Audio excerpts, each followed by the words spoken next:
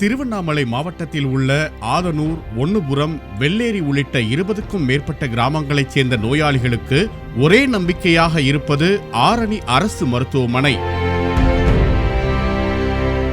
இங்கு தினந்தோறும் 1000க்கும் மேற்பட்டோர் காய்ச்சல், சளி உள்ளிட்ட பல்வேறு நோய்களுக்காக சிகிச்சை பெற்று செல்கின்றனர். ஆனால் இந்த மருத்துவமனையில் போதிய மருத்துவர்கள் இல்லாததால் 4 மணி நேரம் வரை காத்திருந்து சிகிச்சை பெற வேண்டி இருப்பதாகவும், கூட்டம் அதிகமாக இருப்பதால் முறையான சிகிச்சையை மருத்துவர்கள் அளிப்பதில்லை எனவும் பொதுமக்கள் குற்றம் சாட்டுகின்றனர்.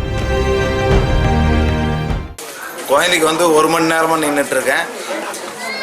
ஒரு டாக்டர் மட்டும்தான் இருக்காரு. அவர் அப்படியே ஓபி காட்டினோடனே அவர் டேப்லெட் மட்டும் கொடுத்து செக்அப் பண்ணாமல் அனுப்பிச்சிடுறாங்க.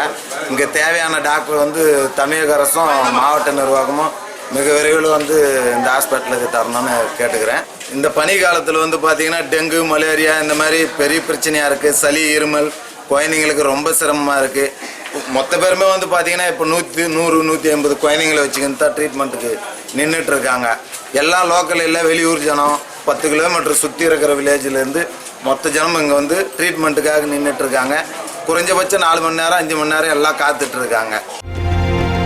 அவசர நிலையில் அனுமதிக்கப்படும் நோயாளிகளுக்கு முதலுதவி சிகிச்சையை மட்டும் அளித்துவிட்டு மேல் சிகிச்சைக்காக வேலூர் மருத்துவக் கல்லூரி மருத்துவமனைக்கு அனுப்பி வைப்பதாகவும் குற்றச்சாட்டுக்கள் முன்வைக்கப்படுகிறது.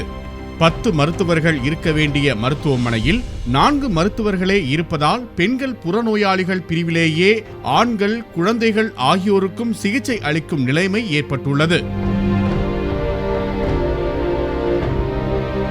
மருத்துவர்கள் பற்றாக்குறையால் மதியம் 1 மணிக்கு மேல் பிரசவத்திற்கு வரும் பெண்களுக்கு செவிலியர்களே பிரசவம் பார்ப்பதாகவும், எலும்பு மூட்டு சிகிச்சை பிரிவு, காது, மூக்கு மற்றும் தொண்டை சிகிச்சை பிரிவு, தோல்நோய் சிகிச்சை பிரிவு ஆகியவற்றில் மருத்துவர்கள் இல்லாமல் மூடப்பட்டுள்ளதாலும், இசிஜி, எக்ஸ்ரே உள்ளிட்ட பிரிவுகளில் இயந்திரங்கள் பற்றாக்குறையாக இருப்பதாலும் பொதுமக்கள் தனியார் மருத்துவமனைகளை நாட வேண்டிய நிலைக்கு தள்ளப்பட்டுள்ளனர்.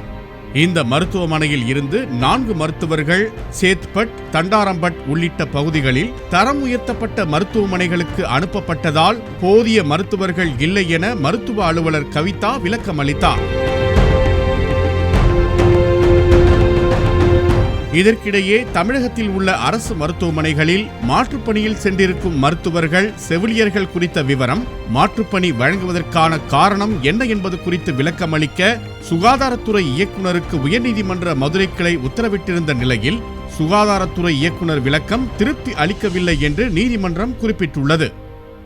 அரசு மருத்துவமனைகளில் மருத்துவர் பற்றாக்குறைக்கு முக்கிய காரணம், ஒரு மருத்துவர் மாற்றலாகி சென்றாலோ, மாற்றுப்பணிக்கு அனுப்பப்பட்டாலோ அல்லது ஓய்வு பெற்றாலோ அவருக்கு பதிலாக புதிதாக மருத்துவர்களை முன்கூட்டியே பணியில் அமர்த்தும் முறையான திட்டம் சுகாதாரத்துறையிடம் இல்லை.